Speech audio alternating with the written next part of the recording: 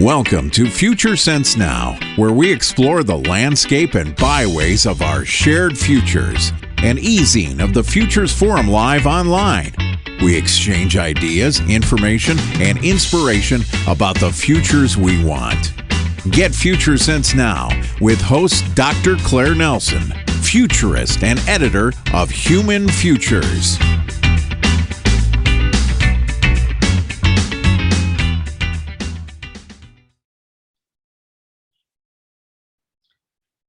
Greetings and welcome to Future Sense Now, an online e-magazine of the Futures Forum. February, Black History Month, and here we are having another conversation on the future history of Black America, specifically how Blacks in America might be faring in the year 2030 and beyond. We've chosen 2030 because, for one, it is said that America will be a majority-minority country and will no longer be the world's sole superpower. Now, apart from that, 2030 is also a pull year, with the Global Sustainable Development Goals being a driver for change, 17 of them. And one of the goals that most people don't talk about is goal number 10, which focuses on inequality.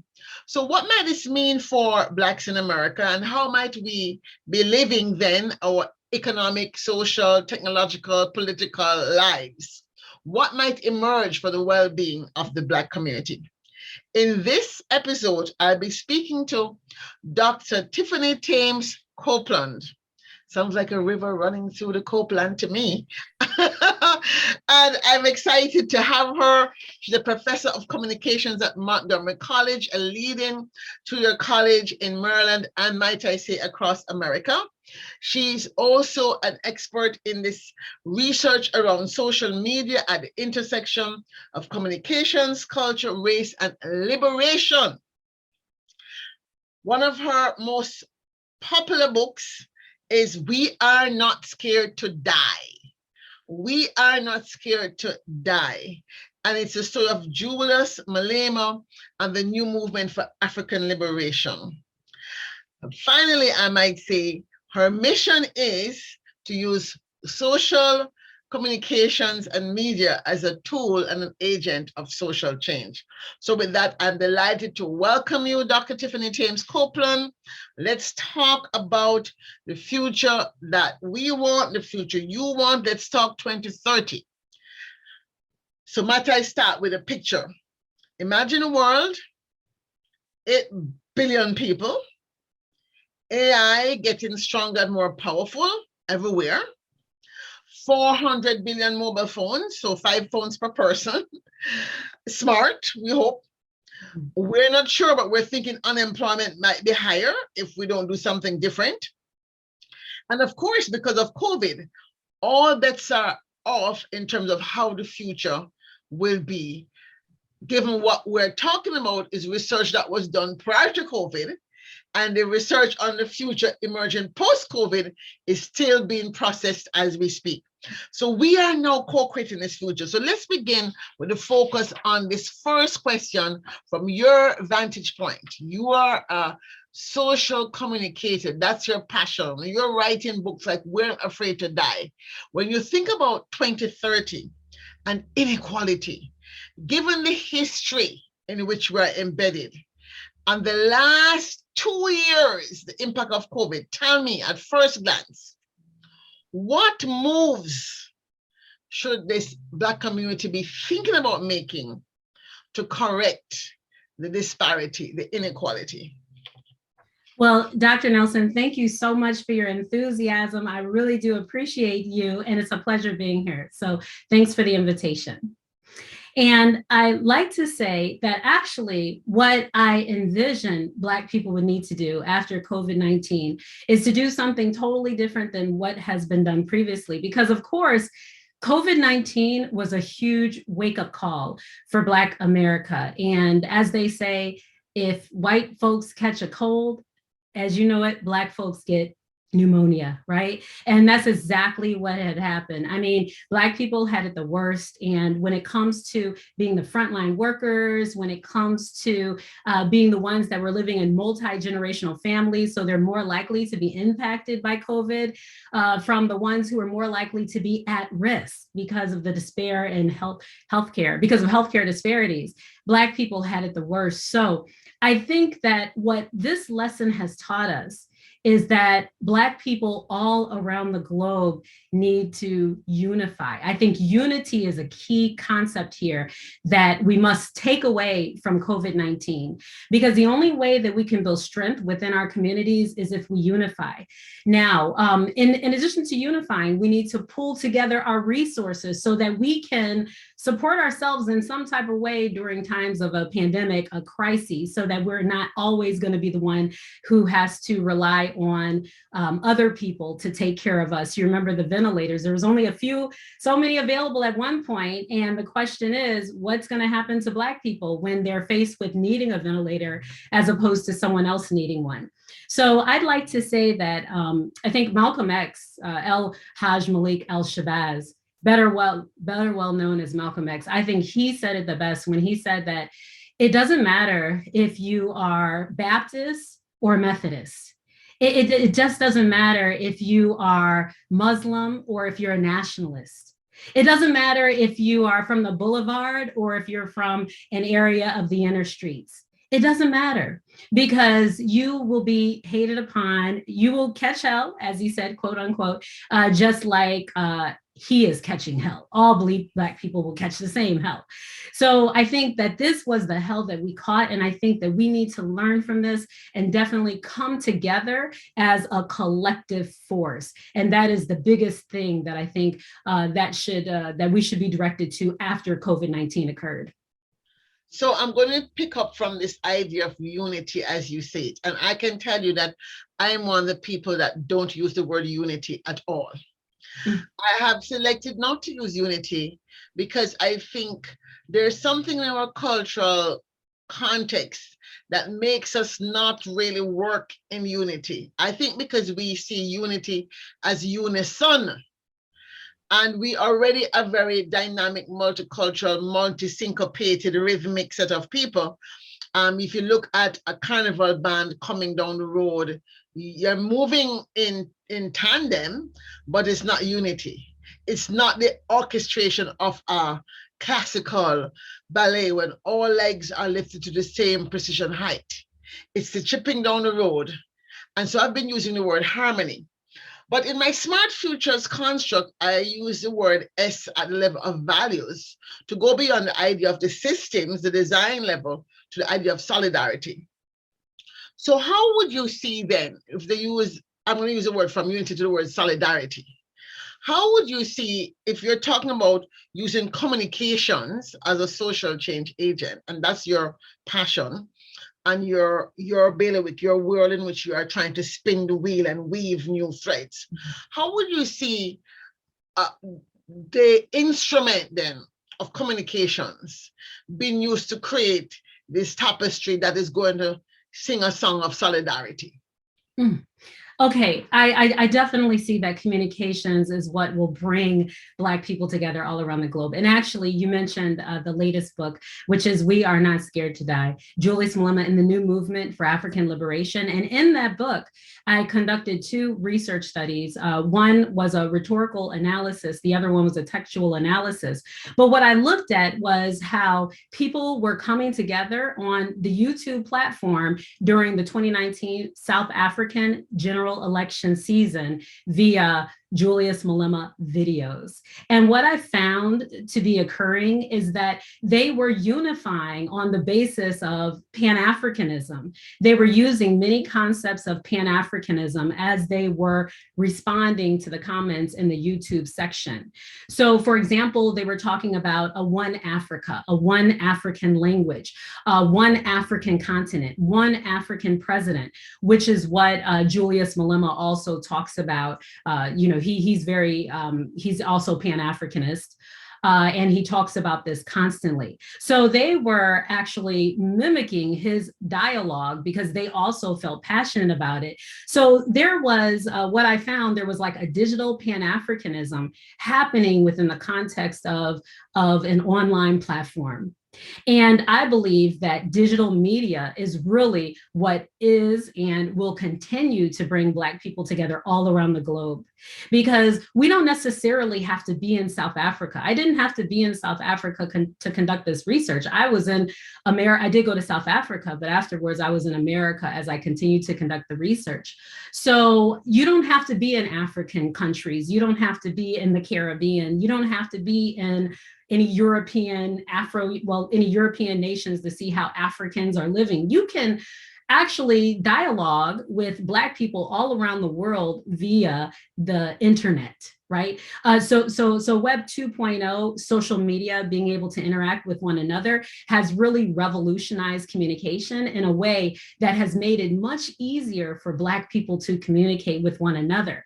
And I feel that this is an essential tool. It is actually a tool that Black Lives Matter has used. That's the tool that they have traditionally used in order to expand the message of Black solidarity in times of police abuse, right? Making sure that police do not abuse their position when it comes to Black men and killing unarmed Black men.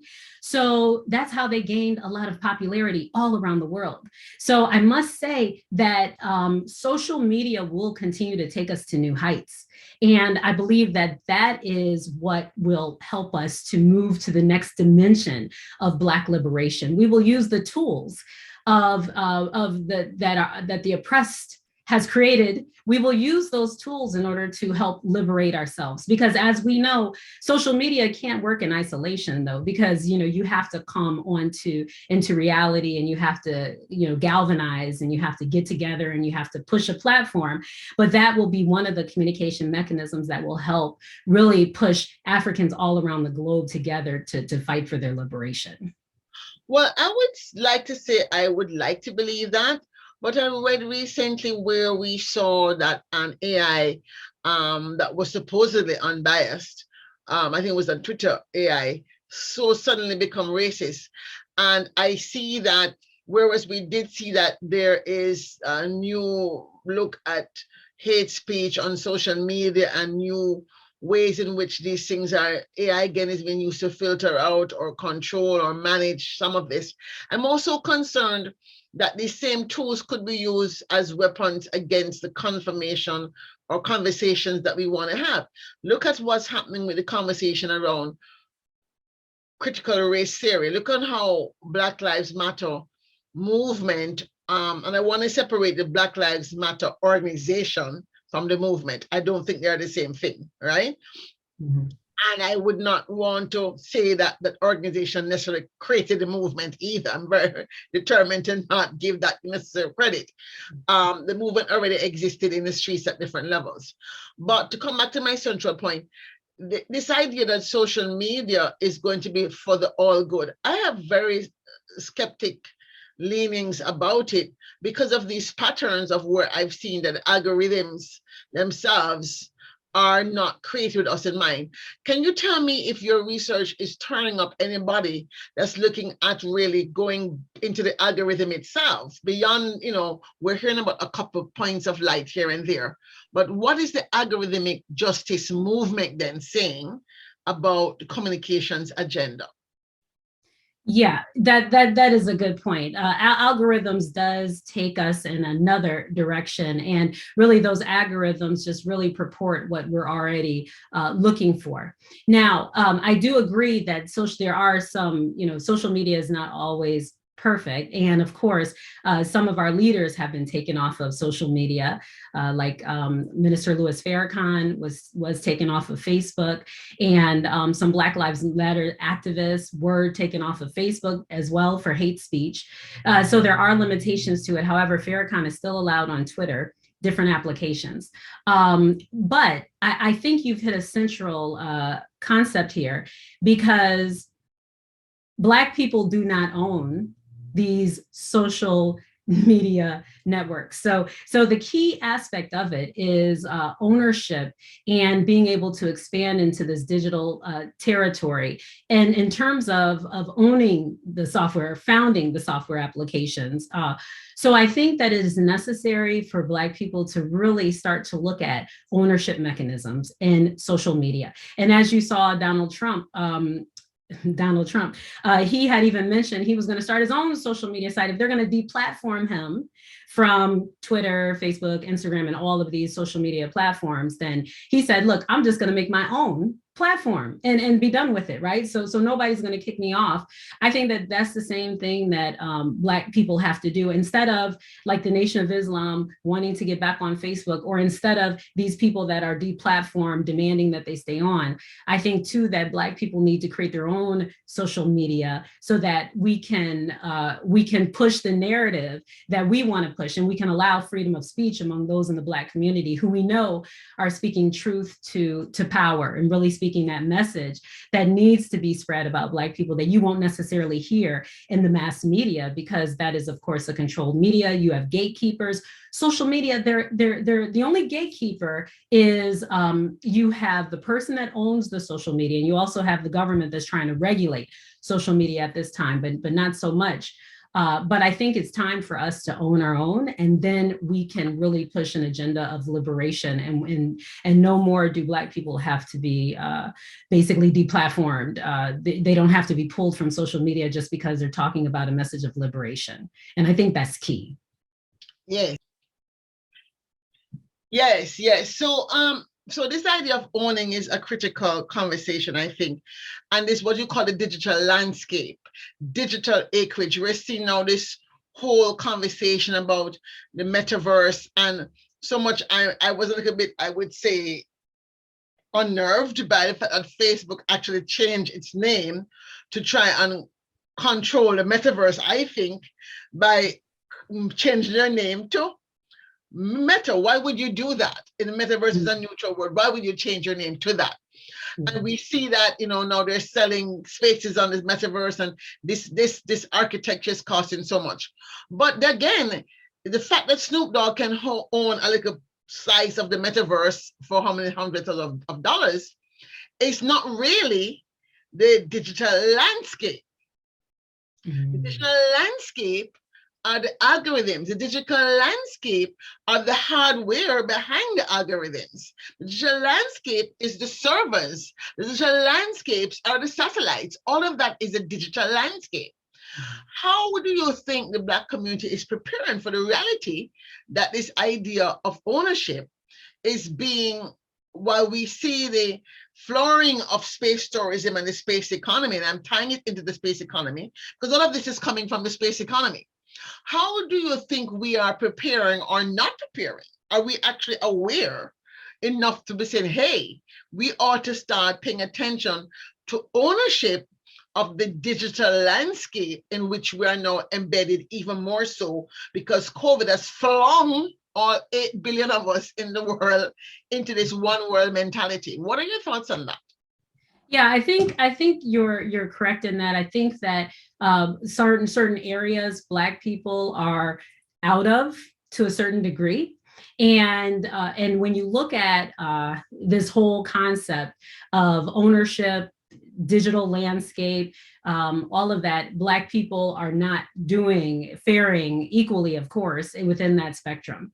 Facebook also decided that they're going to develop their own currency, right? So, I mean, it's so much that is happening within the digital spectrum. And I think that it's a reflection of what is happening with traditional media as well. You have very low numbers of ownership within traditional media systems where it's less than 1%. It's always less than 1%.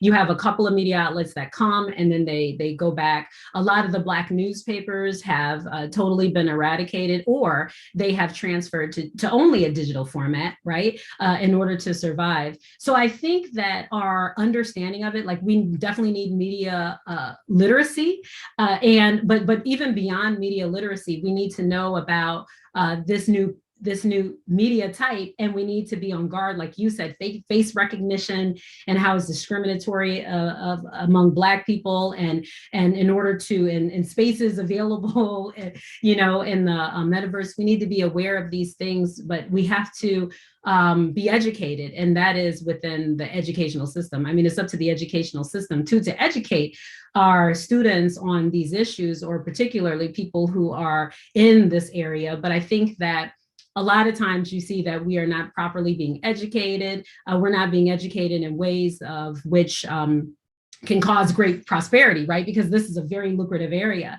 So I think that we do not have as much of an understanding of it, but I think it is starting to grow, because as you see, more and more Black people are becoming a part of the digital landscape, and they're starting to own their own businesses. Like Roland Martin is one person that really comes to mind, and his news network. So you have Roland Martin and his news network, and he's trying to use these platforms that are all digital platforms. So he's on IGTV, he's on Facebook Live, he's on YouTube, he was on Periscope before it went out. And I think that you know, we need to follow in his footsteps. We need to become innovators, and we need to try to not go with whatever is conventional, and try to force our way into these new spectrums of digital. There's this new like spectrum that can cause like great wealth for some people who own the spaces, and you know, can rent out the spaces, and do all sorts of things. So I don't think that the Black community is as knowledgeable, but I think that it's something that we have to force our way into, just like STEM, how they talk about STEM all the time in terms of Black people not really going into that field. So I think that is something that we will begin to creep into, but I think that you're right, there's not as much knowledge out there about it. So it takes time in those particular areas. Yeah, as an engineer, of course, as an engineer, I'm a acolyte or evangelist and gospel maker for STEM, but I'm also a storyteller, and this conversation is part of my attempt at helping to really educate Black community about futures thinking, futures literacy, the importance of being less reactive and more proactive. And I know that there are always have been enough proactive Black people, or visionaries, if you will, that have led us, let's say, across the Jordan to the promised land, which we're still trying to get to the promised land. I'm getting there, whatever the promised land is. And that's kind of where I want to take you. Because as we're talking about the promised land and this idea of a future of Black America, one thing that concerns me is, are we also beginning the conversation about the decolonization of the future that we must do, given the constraints in Earth that we're running up against? We're running up against the borders and boundaries of what Mother Earth can tolerate. And the question is, it's a half-formed question because I haven't even fully formed the question, but the question I'm grasping at is, are we, as the children of the most dispossessed in modern history, prepared to be the leaders, the standard bearers in the way we were around the civil rights movement, given what we understand now about environmental justice across, not only here in America with its issues around water and who gets flooded out and who does not? Are we also preparing ourselves to be the standard bearers, the vanguards around the larger emergence of what the future of America has to be, and therefore how the future of Black America cannot be a continuation of the past American dream? It's a convoluted question, but I hope you got it.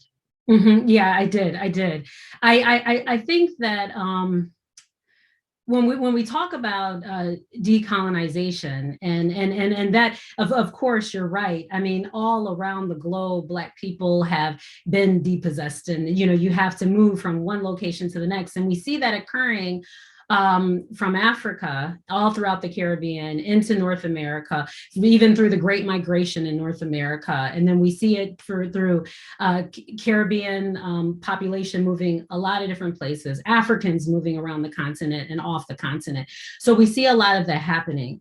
I think, though, that decolonization, a continued decolonization, is really where Africa is headed. Because if you even look at those West African countries, the French-speaking West African countries, they stopped using the French currency, right? And they said, we're getting rid of it. If you look at Mali, Mali just recently stopped all French intervention from happening within the country itself. They said, then eventually they said that the French ambassador even had to go because they're totally done with the French colonizing them, continue to colonize them. So neo-colonization is taking place with that.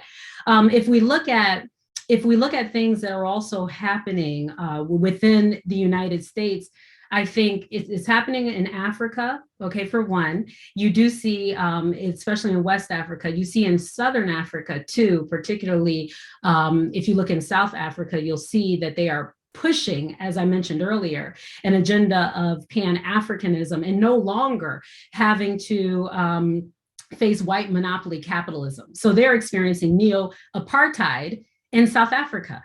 And so you see that these things are happening, but there is something percolating where people are essentially saying that this is going to stop. And we tried for so long. We did win our freedom. Okay, we were liberated from colonizers' rule, but the colonizer is still on the continent. So now people are seeking to get rid of the colonizer for good. So we talked about West Africa, we talked about South Africa. If you look at East Africa and Rwanda, you see the same kind of thing. After the Rwandan genocide, you see that Rwanda was able to get his footing back, and now they have the most women involved in legislation in the world, the legislature in the world. So you see that Africans are really pushing for the further decolonialism and decolonization of their specific countries.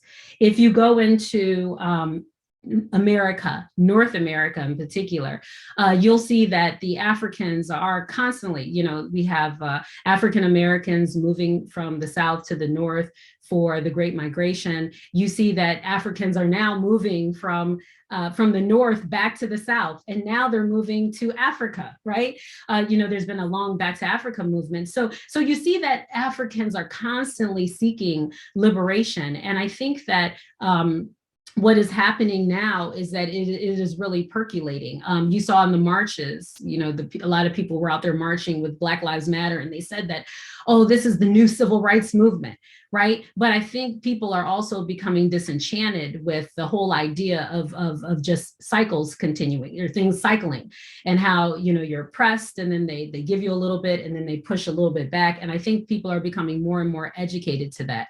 So there is a push for the African diaspora, including Africans themselves, to actually come together as a whole and to recreate this whole idea of Pan-Africanism, which was really big with Kwame Nkrumah in those days. And so now you see a resurgence of that, because people are realizing that, these oppressors are still here, and they're not leaving.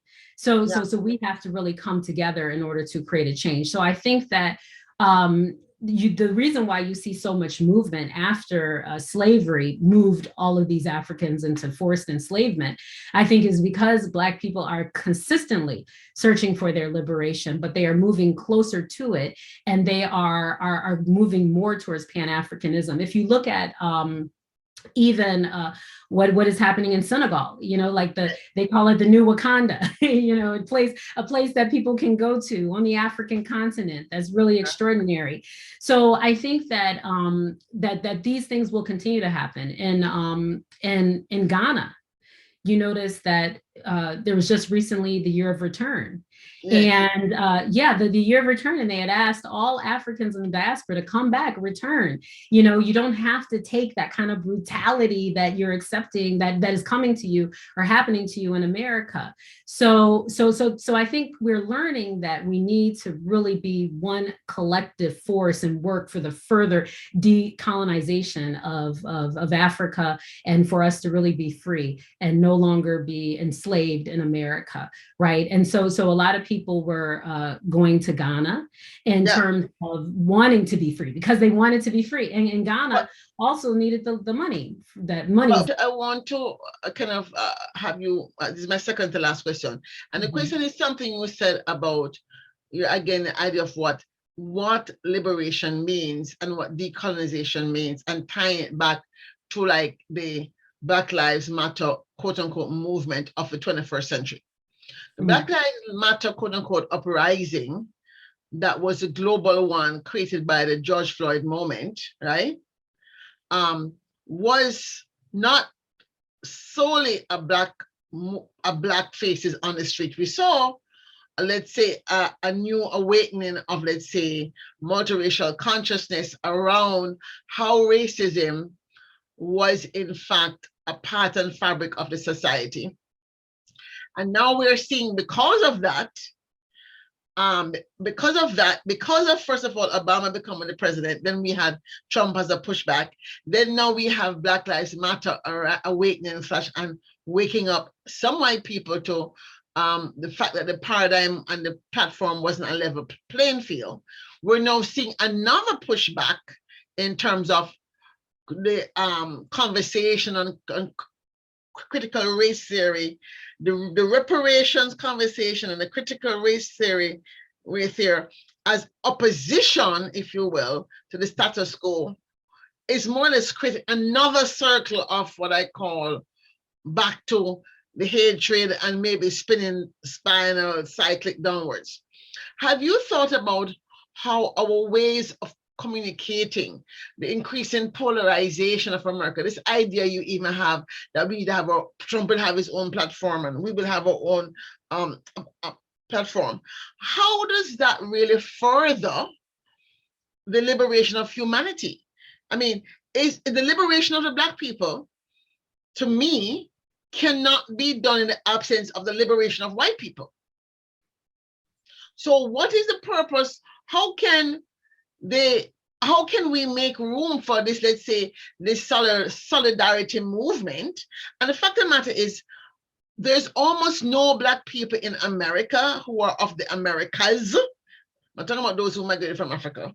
There's almost no Black people in the Americas that don't have a white ancestor somewhere in their bloodline. That's just a fact of reality, all right? We may look dark-skinned, but we have a great-grandfather or somebody who is Scottish or Irish or whoever was the slave master who, did what they had to do to get ahead, quote unquote, and have a nice... The Black is just prominent, absolutely. Right. So with that in mind, as a communicator and as somebody who is in the agenda for social change, how would you see them? Again, maybe I am prejudiced because I have this assumption that because of our history, we sort of have a moral authority around certain things in human. I think like Americans slash, and by Americans, I don't mean Black people in America. I mean, all Black people in the Americas have a sort of moral authority around certain things because of our experience and us having to learn to love the enemy in which we are embedded. Right? So that's a particular skill set that we don't recognize we have. How do you think that the communications models, the communication means and modes can be improved to allow us to have the conversation? Because I, quite frankly, I'm quite fearful that this mode of we're going to have Black days, and I'm not saying we shouldn't have them, but I'm saying the more we say we have to have our own things and everything now becomes a matter of race, is the more we see like a pushback. And in fact, I'm almost sympathetic now with some of the white people are saying, well, what happened to us? We're going to be like, put upon. So is there a new way? Is there a third way? Might we contemplate? We might answer the question today, but should we be contemplating a third way? Yeah, I think that we have tried exactly. I think Black people in our history have tried exactly what you're speaking to. And even white people have tried exactly what you're speaking to. If you look back in the 1800s, when the abolitionists tried to convince the white Southerners in particularly, who were part of the slaveholding states. They tried to talk with them to convince them through moral suasion that that it will be morally better. It will be, you'll be more of a loving person to not have enslaved Africans. So they try to tug at their moral factor in order to, their moral sentiment in order to help them feel bad about enslaving people, like what's going to happen to your soul when you die. So they use the Christian argument. But that didn't do it. And the only thing that stopped slavery in the United States was just because there was more money to be made without enslaved Africans at that point because of the Industrial Revolution.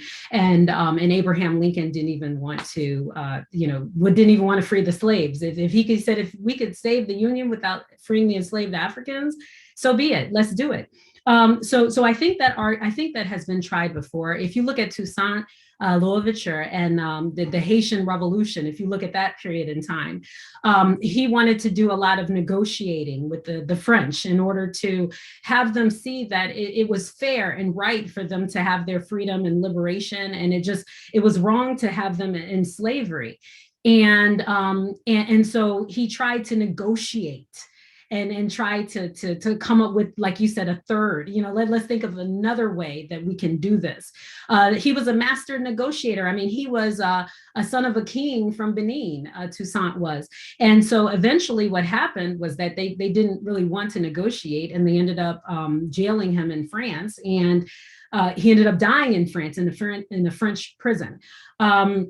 I think that we were constantly, even the civil rights movement, it was the same thing, and tugging at the moral factor in it all, and trying to help them understand that all people should be treated equally. But for some reason, the moral argument never works. And so it doesn't work. And I believe in critical race theory when they say that because of white privilege, white people have a privilege, but there's too much at stake for them to give up that privilege. So I don't think that it will happen in the immediate future. And, because I think that what critical race theory actually says is that white people have too much to give up, because the poor white people, it's a psychological advantage for them to be over, so they think, to be superior, so-called, to Black people.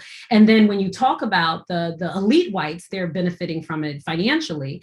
So there's really no gain for white people as they would see it to it's not in their best interest, to give up some of the privileges that they have. So I think in order for us to really look seriously at this whole idea of liberation, that we have to really look at Black people as a whole and try to talk to Black people or educate Black people in their history and make them understand the situation, as you mentioned, through critical race theory. It could help you understand the situation of oppression and how we were undergoing institutionalized racism, and to help them understand that they were not their ancestors were not born as slaves, and then from there, eventually they were born generations after. But we have a long and a rich history that goes back very far in Africa. Africa was self-sustainable. There were empires in Africa, West Africa, so all throughout Africa.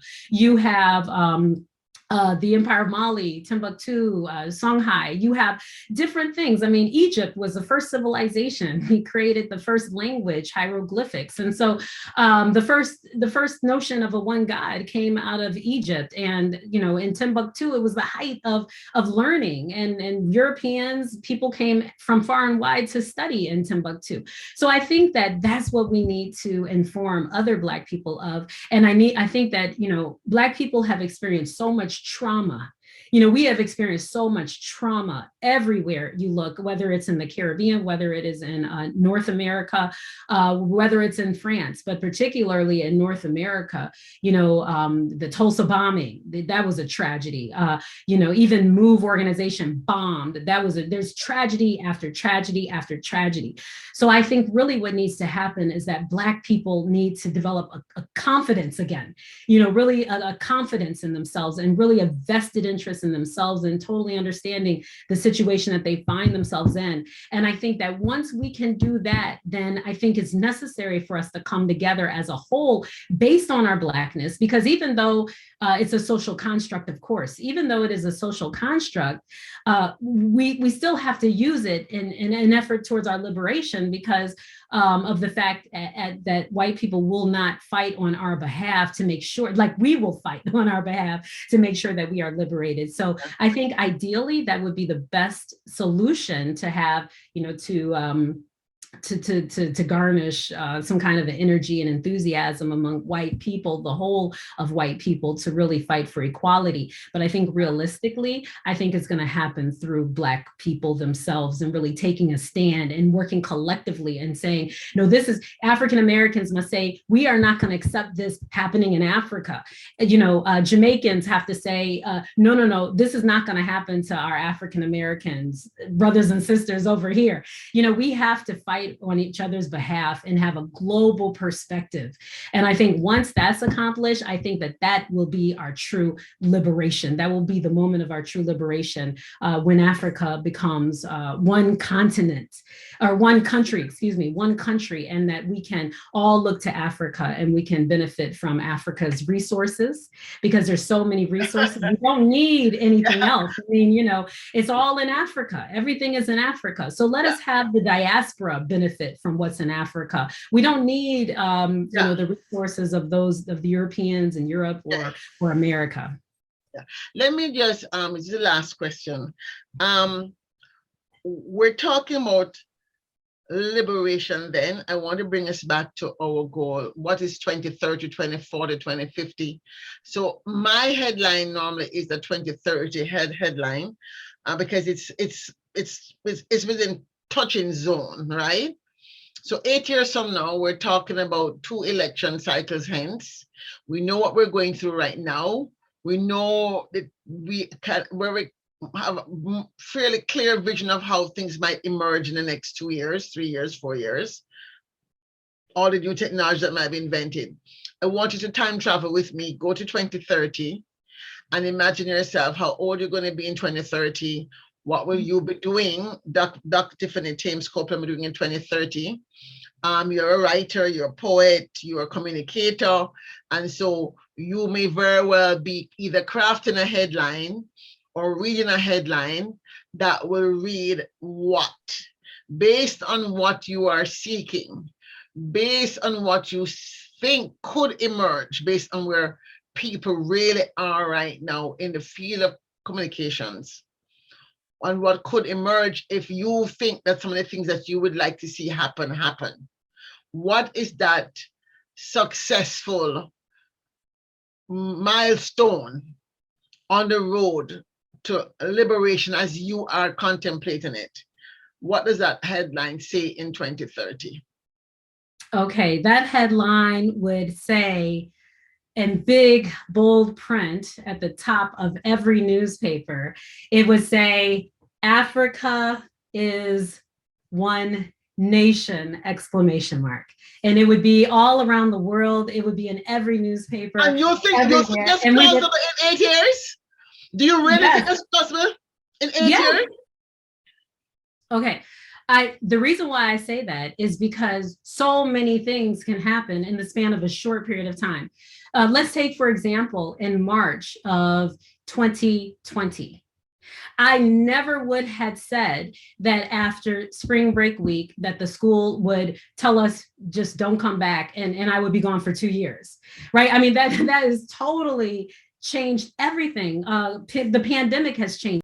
There is a possibility for drastic change in a short period of time. And it could be something that is totally unheard of, unthought of. Look, the Haitian Revolution occurred, and it might have taken about maybe around 10 years or so. But who would have said prior to that the Africans would win against the French, against the British, against the Spanish? Nobody would had thought of anything like that. It wasn't even close to happening. And yet they won. And in addition to that, sparked inspiration all around the globe. So then you have all these revolts that are happening in North America. You have people that are being encouraged to write books on slave revolts and what enslaved Africans need to do. So I just want to say that anything is possible in a short period of time. That's what I want to say, because you never know what kind of events can occur to take the world in a storm. As Marcus Garvey says, you'll see me in the windstorm.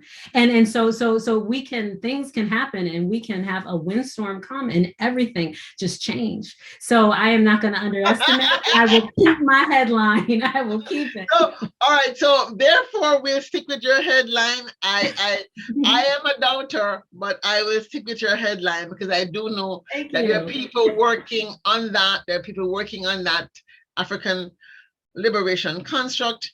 And I do see that you're passionate that the tie into the African liberation construct will be a boon for Africans in the America and Africans in the United States of America in particular, which is like two separate but related things. I want to just say thank you so much for being a part of this conversation today. I hope you enjoyed it. I really enjoyed it. I enjoyed all of it, and I just want to thank you, because you're helping me as well as all of us to understand that the possibilities are endless.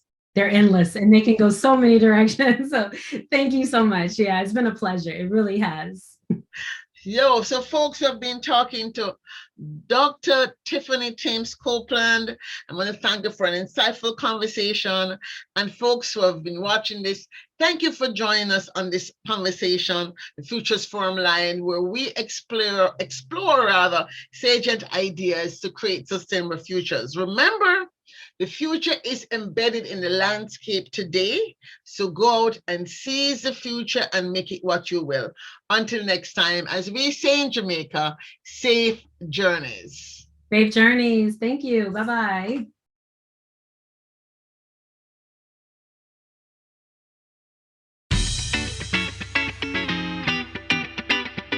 Thank you for listening to Future Sense Now with Dr. Claire Nelson.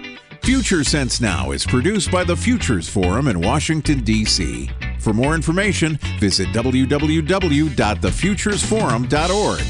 Remember, our futures are embedded in the landscape of our present stories. Seize the day, share this story, and share the future.